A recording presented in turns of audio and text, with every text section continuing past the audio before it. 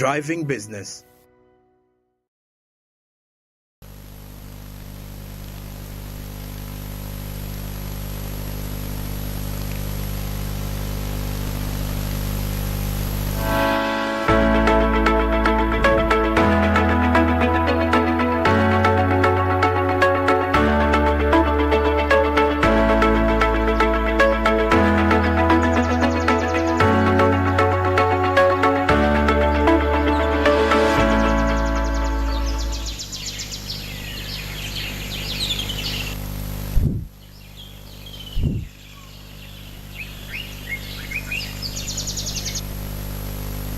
From tax holidays of foreign investors to Ugandan local investors crying out foul to Uganda's government on the reason as to why it over-prioritizes the foreign investors. Is this a true one though? Because we may definitely look at it in a way that we think our opinions do matter in regards to investment. Uganda's Investment Authority says the investment opportunities are vast and quite available for everybody. That you as a Ugandan local investor can as well compete with the foreign investor. And according to the Uganda Investment Authority, by the way, is that Ugandan local investors have a higher chance of investing in their own country than the foreigners, because the government still prioritizes our local investors, but the local investors say the taxes make it hard. Well, today's Coffee Court discussions is definitely going to be looking at Uganda's investment sector. Now, when you look at Uganda's investment sector, the country is still favorable for not only the local investors, but as well as the foreign investors. We've seen investment in Uganda grow in heaps and bounds, if you could say that. Back in the time if you're to trace back investment back in the early 1990s, as Uganda's investment sector was shaped by foreigners, the colonial masters at the time. Then later on, we apparently got in touch with the Asians, who at the time managed the highest percentage of Uganda's economy. In 1972, in the month of August, President Idi Amin Dada, the then President Field Marshal, apparently expelled Indian traders out of the country. Just recently, here last week, the Indians were celebrating 50 years ever since President Idi Amin Dada had expelled their relatives back then out of the country. By the time of expelling them, President Idi Amin Dada cited unfairness in Uganda's economic sector. According to him, he was saying they dominated Uganda's economy with the investment, the shops, and everything in the capital.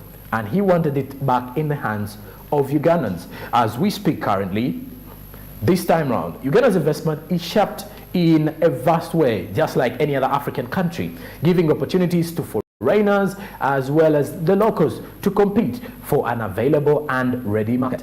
This has well helped our manufacturing sector grow bigger and creating employment opportunities for every Ugandan, both illiterate and the literate Ugandans.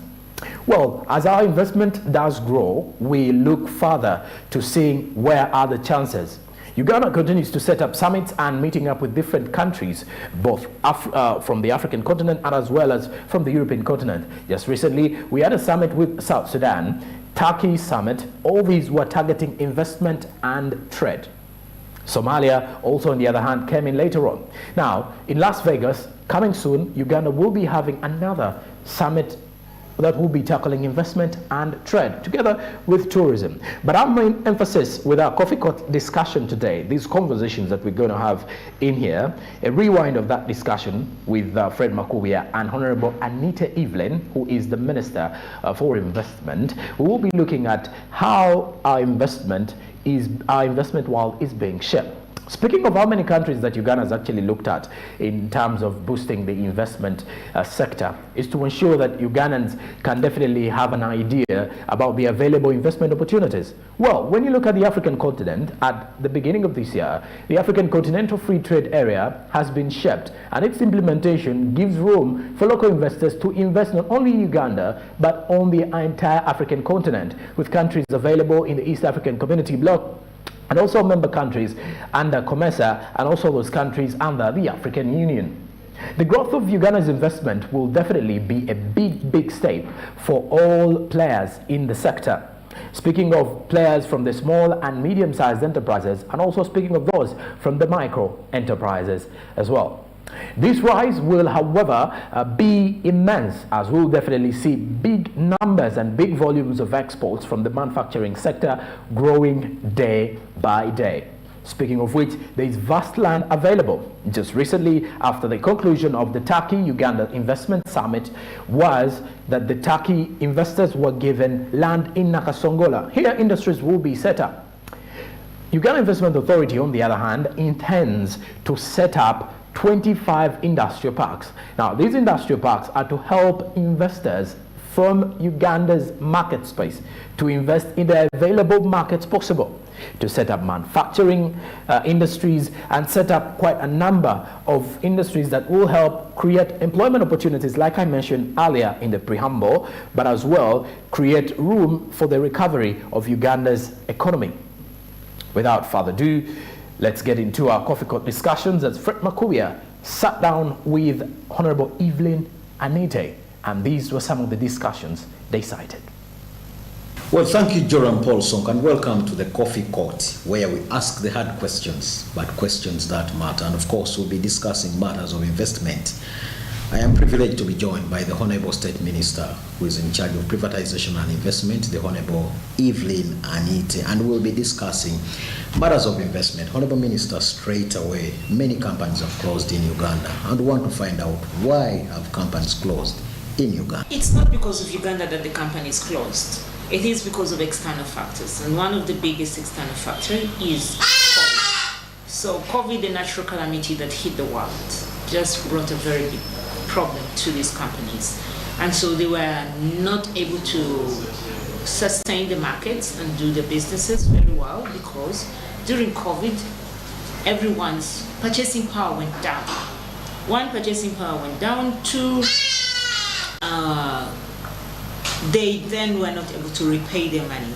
So they reached out to government, because they picked these monies, and I say this with confidence because as Minister of Investment, they reached out to me to reach to the bigger government. And when I went to His Excellency, we tried to come in. But the problem was that the credit facilities that they had acquired from the countries of origin, they were not able to repay it, because now COVID hit them, purchasing power went down. That means that they did not have enough source of money to be able to pay. So they needed to downsize.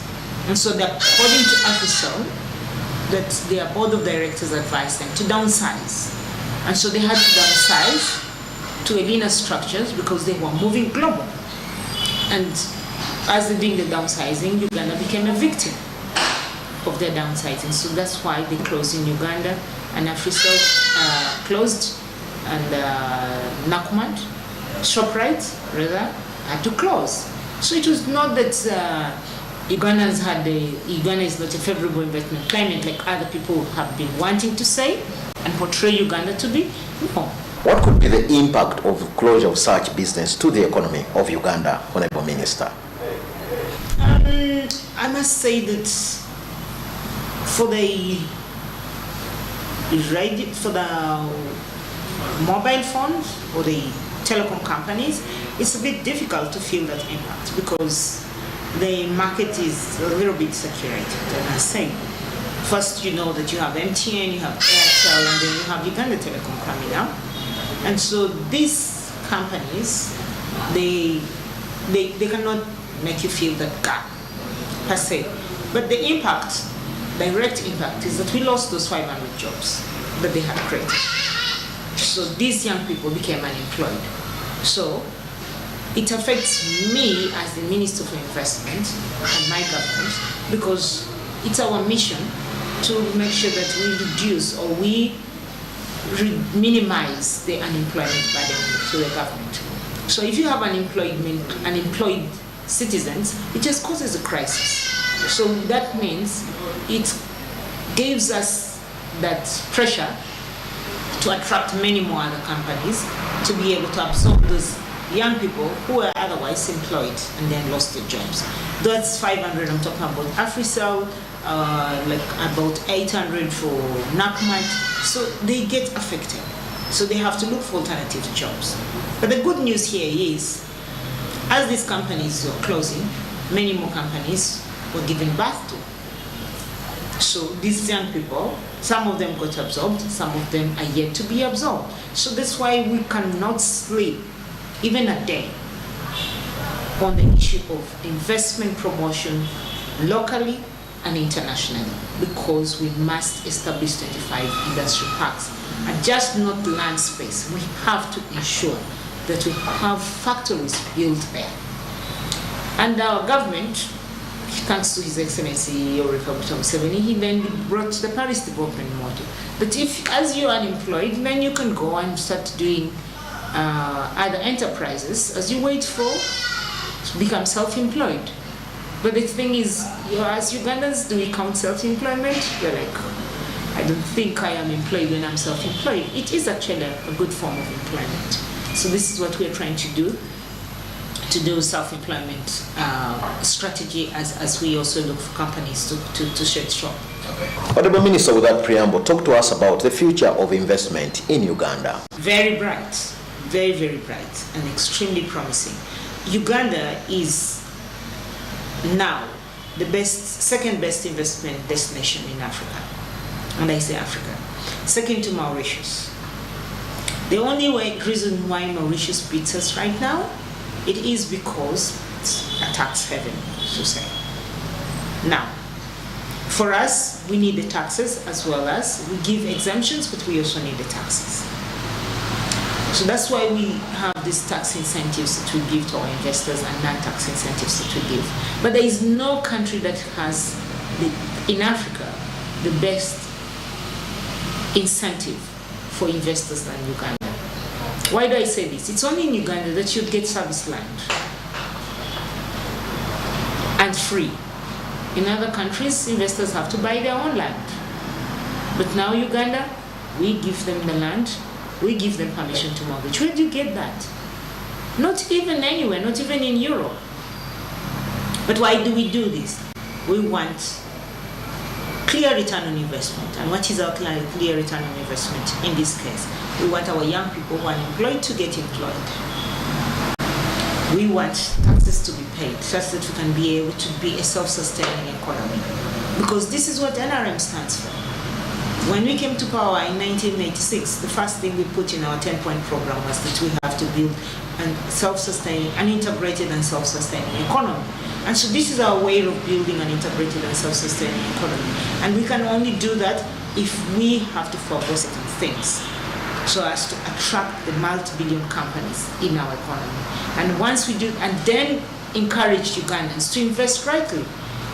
I was just chatting with one of your staff before coming for this interview and said, yes, Ugandans actually have the money, and I agree with him. We have money, but where are we investing our money? We're investing our money in the wrong things. We invest our money in land, we invest our money in women. I'm not saying land is not a good investment, but why do you have 500 acres of land that you cannot actually protect, that you have to struggle with encroachers, that you will have to fight over it? Why don't you get 100 acres and do value addition? Plant, cultivate it, make use of this land.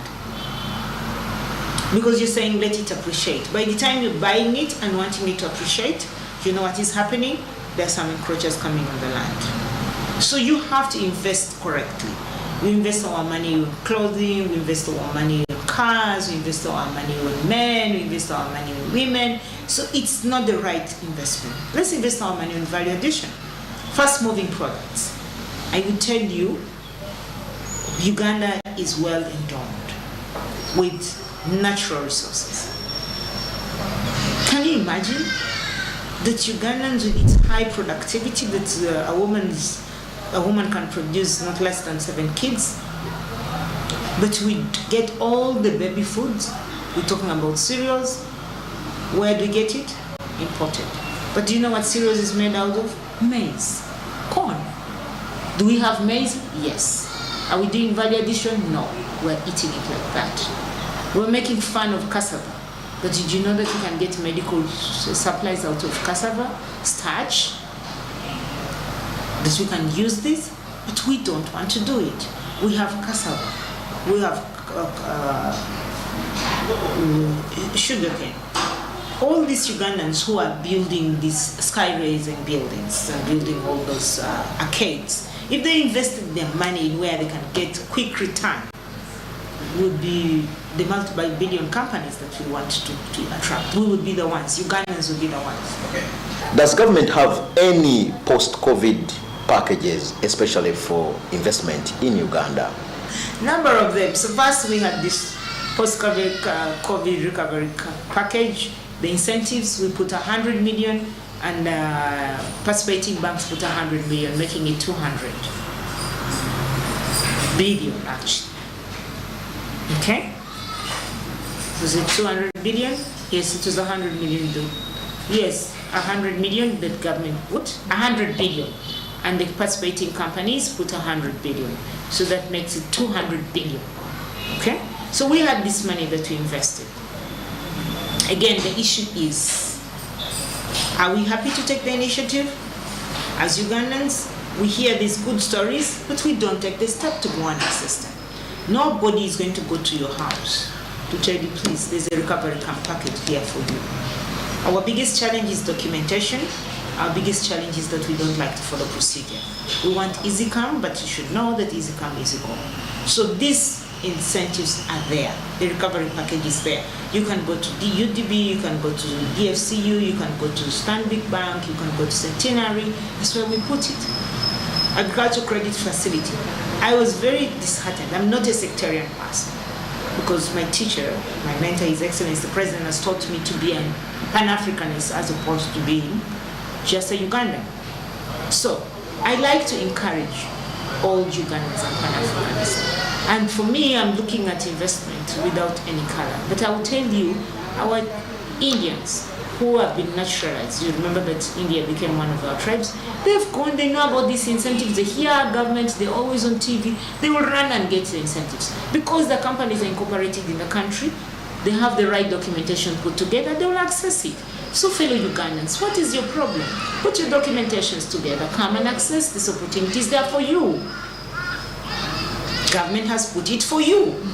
Land incentives, we have land for Ugandan investors. All you just have to do is incorporate your company. But do we incorporate our companies? No. Do we certify our products? No. Do we have investment license? No. So how do we access it? Because it is the bare minimum for you to be able to access land. And did you know that actually when you apply for land and you're Ugandan, we give you this land on understanding that you actually don't have the total capital to finish this project. So we just want you to put 30% of what you have written as your investment requirement. Once you invest that money, 30%, we then give you permission to mortgage this land, government land.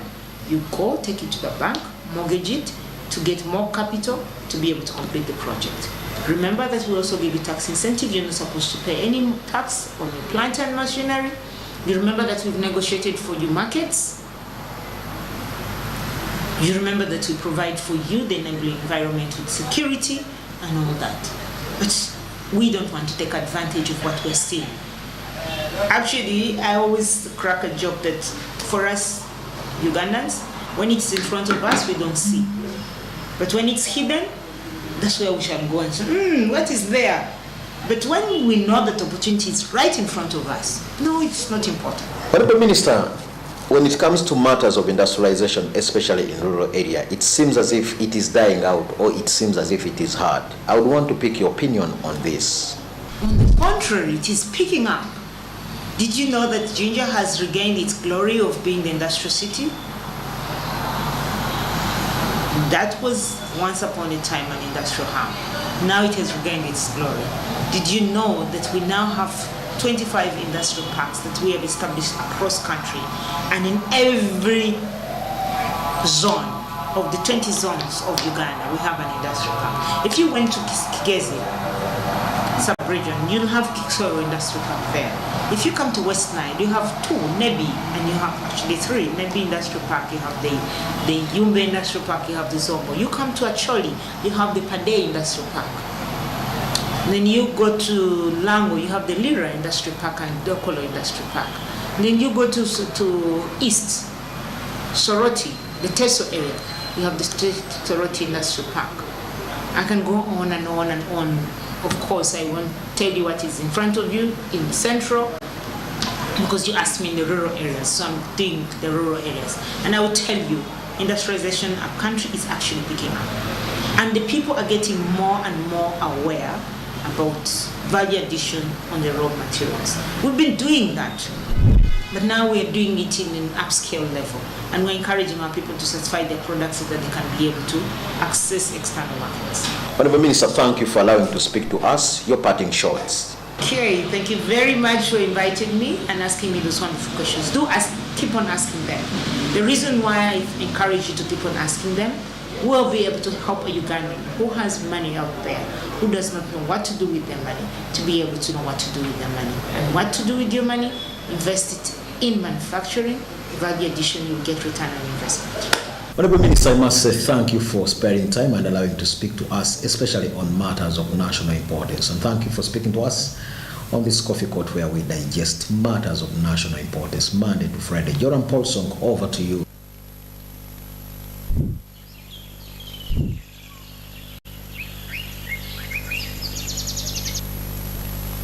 Okay, she did mention something to do with keep asking the questions regarding investment. And I think for you as a Ugandan, these are things that we ask for you, the tough questions in the coffee court, happening here on SMB and in the Night with Business today.